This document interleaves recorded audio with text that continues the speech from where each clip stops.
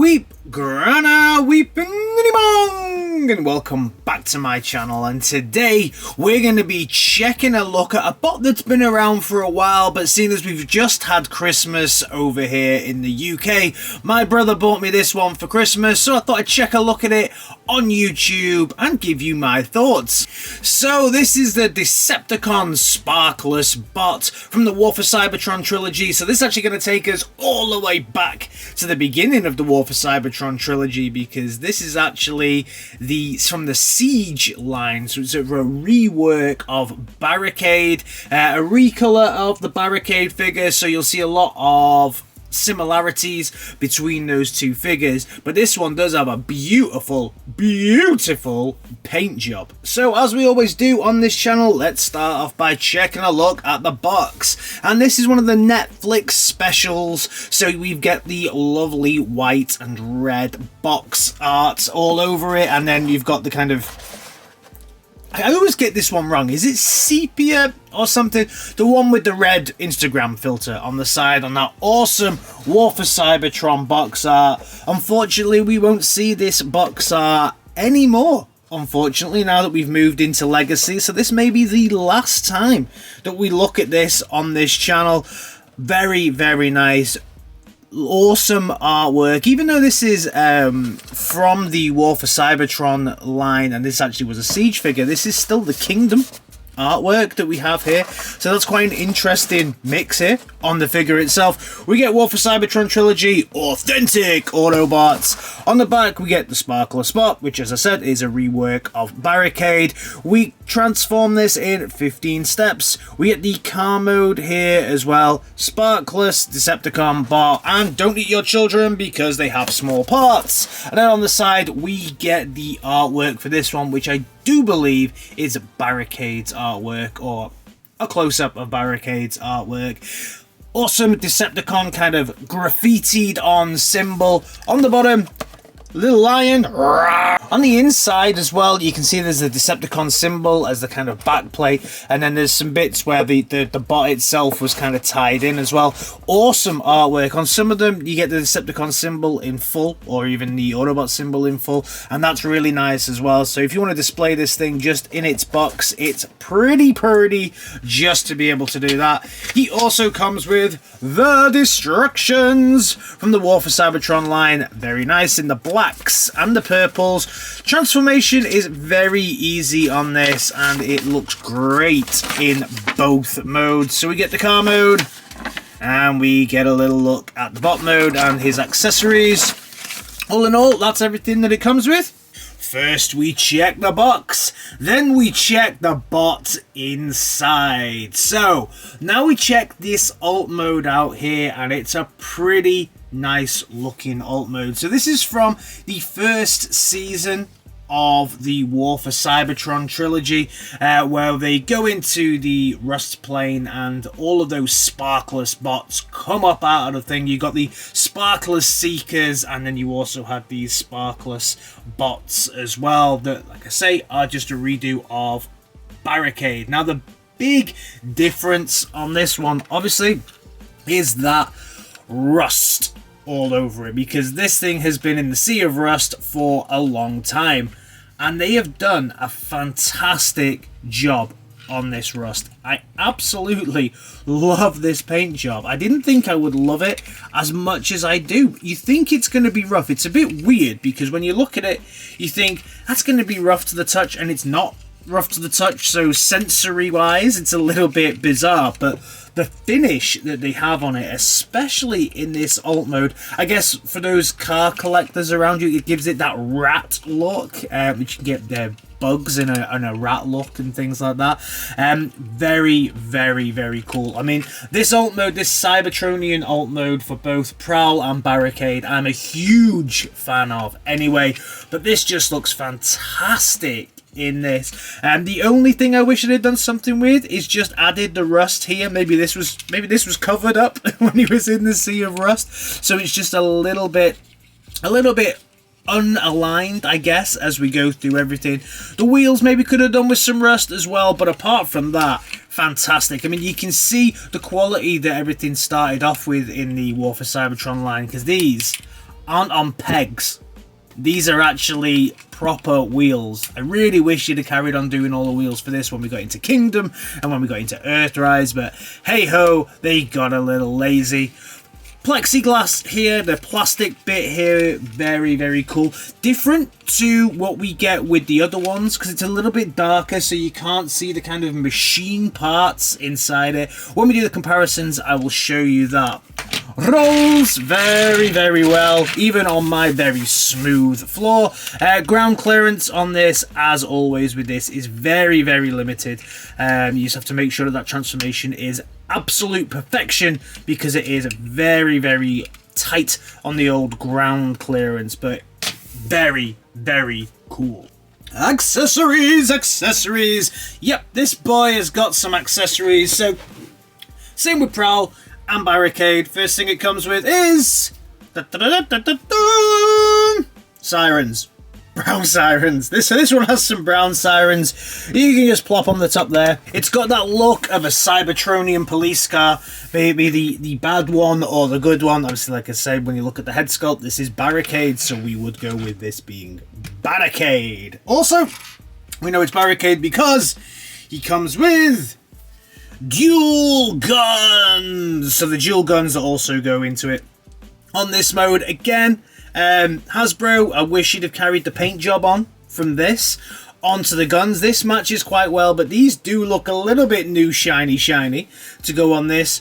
Nice molded detailing on this though, but yeah, it would have been nice to see the rust carry on onto this. I guess that would have been a bit too premium for Hasbro though. And then the guns just go on the front, giving it that full on War for Cybertron Barricade look. Absolutely fantastic. Very nice. I do believe this is how it will be displayed on my shelf because I already have a Barricade and a Prowl.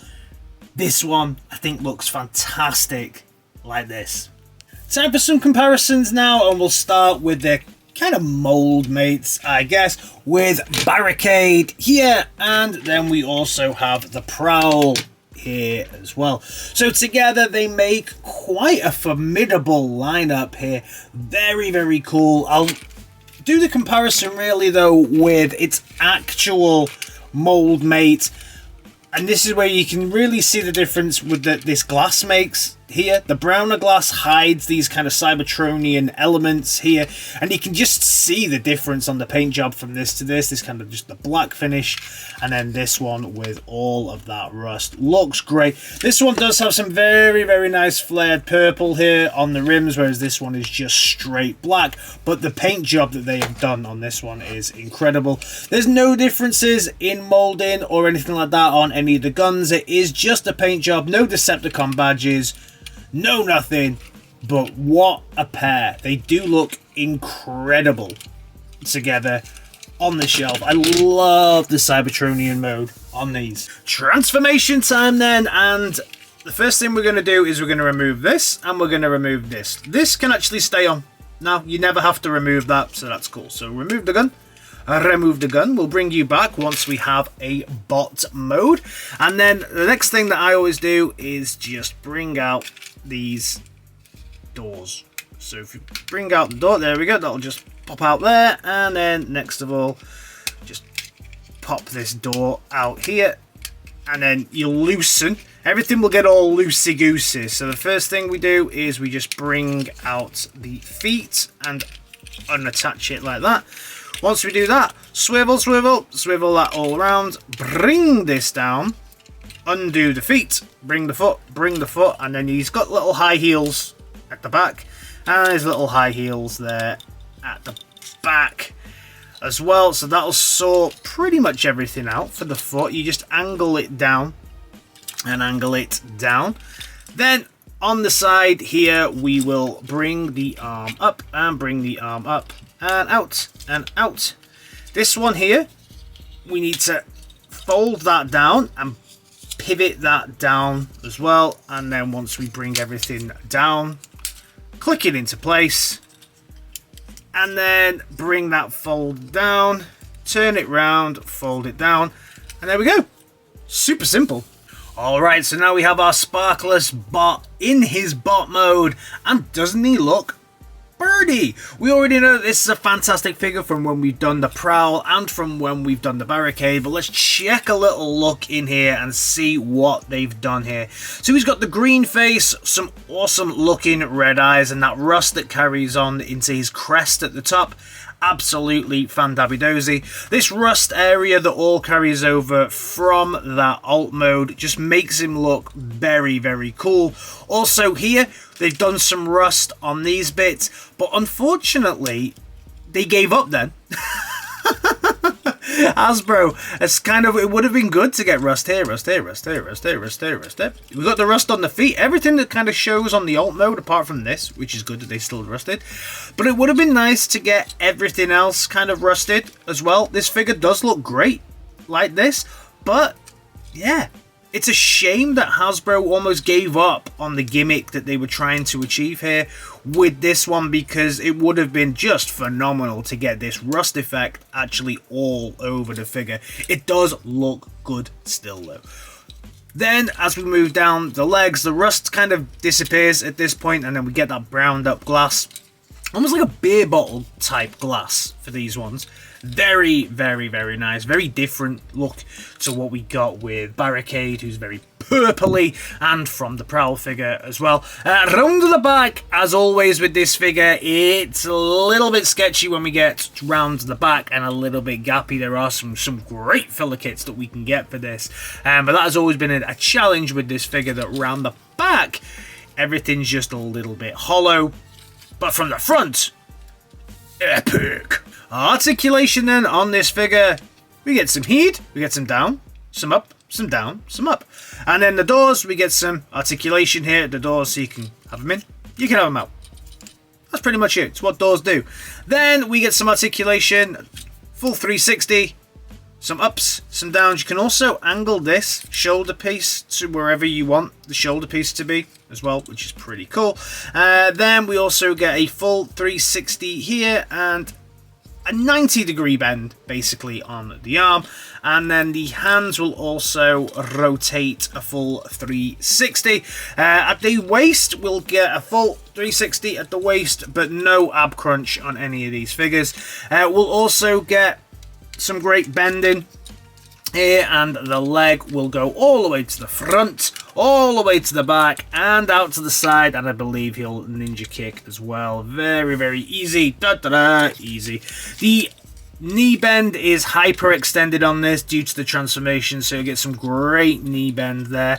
Articulation as well on the foot, even though it looks like it shouldn't articulate on the foot, it does, and you can also articulate the high heels as well to how you would like to position those. So some great articulation on this figure. Super posable, you can get some very, very, very dynamic kind of poses out of him. So yeah, awesome. Accessories, he wouldn't be Barricade without his accessories, so we can bring back out the guns and they can go into the ports at the top here. So you can have him just as we would with a Barricade there, so we've got them on the side, or we can just bring them out and stick them in his hands. The pegs are a little weird on this one because they're not rounded, they're thin, so they do fit in, they just feel a bit weird. So you can come up with his double guns as well. Cool, nice, super posable, looking like he's ready to come out of that sand and attack everyone.